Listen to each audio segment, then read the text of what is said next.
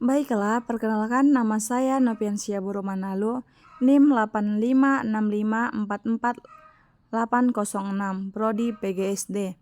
Di sini saya akan mengerjakan tugas yang kedua, filsafat ilmu. Baiklah, di sini saya akan menjelaskan topik peran filsafat ilmu dalam memperkuat ilmu pendidikan. Pendahuluan, filsafat ilmu memiliki peran penting dalam memperkuat ilmu pendidikan karena memberi dasar berpikir yang sistematis, kritis, dan ilmiah. Melalui filsafat ilmu, pendidikan tidak hanya berfokus pada proses belajar, tetapi juga memahami tujuan, metode, dan nilai yang mendasari kegiatan pendidikan.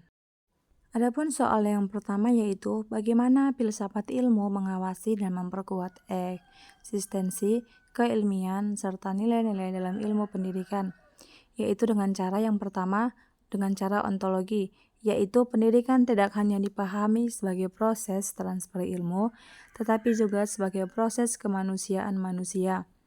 Epistemologi yaitu mengawasi metode keilmian dengan memastikan teori-teori pendidikan dibangun melalui cara-cara yang rasional, objektif, dan dapat diuji kebenarannya seperti kebijaksanaan berbasis bukti dan kritis. Aksiologi yaitu memperkuat nilai-nilai moral dan etika dalam pendidikan, memastikan setiap proses pembelajaran dan kurikulum tidak hanya mengejar kecerdasan intelektual, tetapi juga menginternalisasi karakter, empati, dan nilai sosial.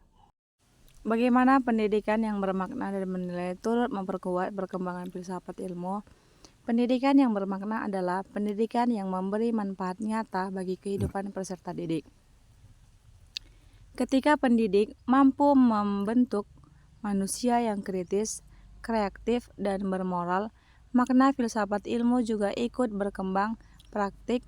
Pendidikan yang baik akan menjadi sumber perkembangan pemikiran filsafat ilmu, yaitu ada dua, yaitu yang pertama, etika penggunaan AI dalam pendidikan.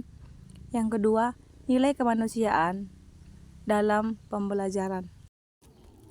Ontologi membantu kita memahami hakikat masalah pendidikan, misalnya apakah masalah kemiskinan belajar adalah masalah individu atau sistematik. Epistemologi memungkinkan kita untuk menganalisis bagaimana pengetahuan tentang masalah tersebut diperoleh dan divalidasi, misalnya apakah data tentang presentasi belajar siswa sudah representatif atau diukur dengan metode yang tepat.